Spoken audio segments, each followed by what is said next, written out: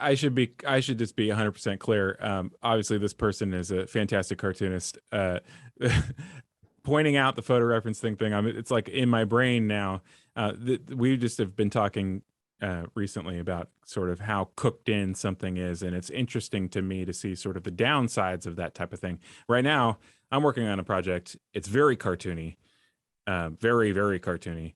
And I'm experiencing the upsides of that, which is I don't have to sit there with a computer while I'm working. I don't have to sit there with a camera. I don't have to have people sitting in front of me. I can move these little marionettes around in my brain and view them from any angle because they're so simplified and they'll do the things that I want them to do.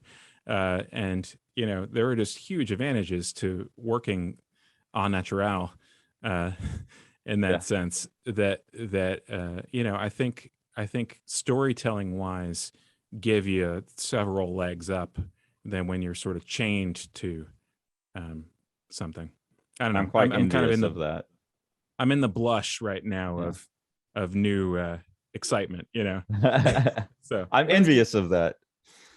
Yeah, that is always an envious. Yeah, that excitement is always palpable. You got to vampire it off of him. But I was going to say, there's a friend who did this interesting technique where he would draw from photo reference, but he didn't want to directly photo reference to the page. So he would sketchbook a rough version and then just use his sketchbook as the reference to kind of remove himself one step further from the reference. I don't know if that's necessary, but it was interesting at least to see. Speaking of Matt Madden, actually, the book that he and Jessica Abel wrote together, I don't remember if it's called drawing words and writing pictures. I think it's called something along those lines. They have an exercise in one of those chapters where they suggest taking tracing paper and putting it on a photo and making a maquette essentially from that photo and then removing the reference as a method of sort of pose removal. And you still get some of the same camera distortion things we were talking about if it's filmed with a shot with a small lens or whatever. But I used to do that as an exercise with high school age cartooning students, and that was incredibly effective at getting them to sort of only see the interior of a pose and not what it was communicating, and divorcing it from the surface, which I think is your friend's sketchbook technique. It's probably what's happening there too. Yeah. Smart. Tracing a gesture drawing. Exactly right. Yeah. Essentially like tracing a gesture with the photos present, a photo present. Yeah.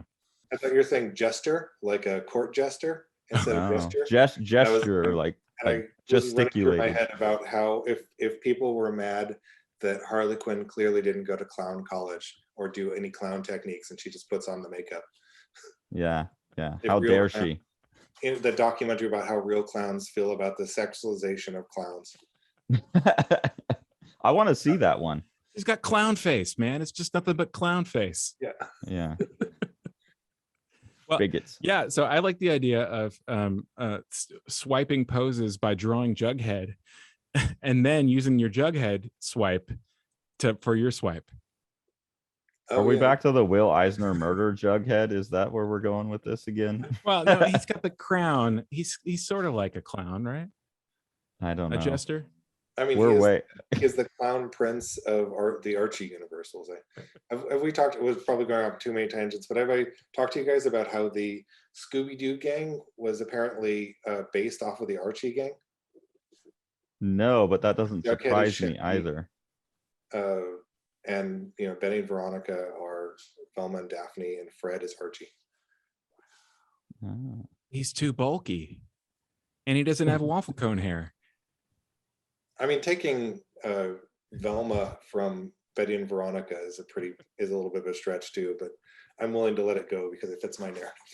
I'm gonna edit this out, and it's gonna be its own little 2-minute Formalist Friday. Secrets of Archie. Yeah. I suppose if you took Velma and you stretched her on a rack, that does make sense. Yeah. I made a chart years ago that was a sexy nerd, basically like a schoolgirl with glasses on one side and then a frog wearing glasses on the other side.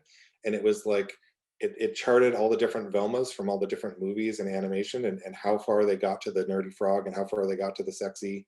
And I realized my favorite is closer to the frog because you have danger prone Daphne is already there as a sexy lady, and it's just like, does every lady have to be the sexy lady, or can one of them be the nerdy frog? I want that chart. You should send us that chart All right, I'll dig up that chart. if you have it. Like, that's a really good like character evolution chart that will justify this as its whole own little episode. Excellent.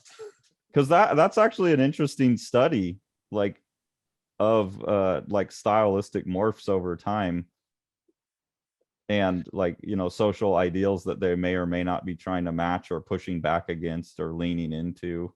Yeah, there's something funny about taking like where you have like, okay, you have the nerdy smart girl, and then you have the like more athletic, very pretty girl, being, you know, danger prone Daphne. And then this thing where, you know, kids watching it are being like, oh, the smart girl's into things that I like, she's my favorite one.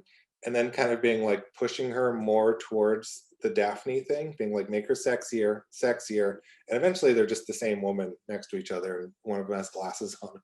But also like as culture like goes in and out of like I feel like right now, like nerd and dork in general, or like sexy librarian, you know, those kind of like finding intelligence and dorks attractive kind of comes and goes. So it would be interesting to see the visual represent. That's another, we're always generating thesis papers for people. This is the kind of shit that when I went to the conference on comics, I thought we were going to be talking about formalism, and like half the papers were like, yeah, tracking social gender norms through representations of Daphne and Archie over the ages. And, you know, to be like a 20-page paper. I was like, that's not comic studies, that's fucking social studies. But like, you can't get published unless you do it in a comics journal. Like, I don't know. That was a little depressing. Yeah, but you could tie them together formally and make them something compelling out of that. And if you do it, please let us know in the comments. Yeah, let us know in the comments. Go out and buy Strange Death of Alex Raymond if you haven't. Go out and get Brandon's latest book, Rain Like Hammers, if you haven't. They're both, even though we all three were involved in making them, we're all on our top 15 list last year. Nepotism. Yeah, so we can totally recommend these books. Yeah. I And mean, while you're at it, let people know that you enjoy Formalism Friday. You know, pass it around. Show your dentist. They really like that if you're getting your teeth cleaned and you pull out a YouTube video that they've never seen about a topic they're not interested in. So I'd really recommend, all the dental hygienists out there should be seeing Formalism Friday. So share. And on your family's digital calendar, you know, just put it in there, block aside that you need anywhere from 15 to an hour's 15 minutes to an hour worth of time of being left alone by whoever loves you so that you can enjoy us. beautiful. Thanks, guys.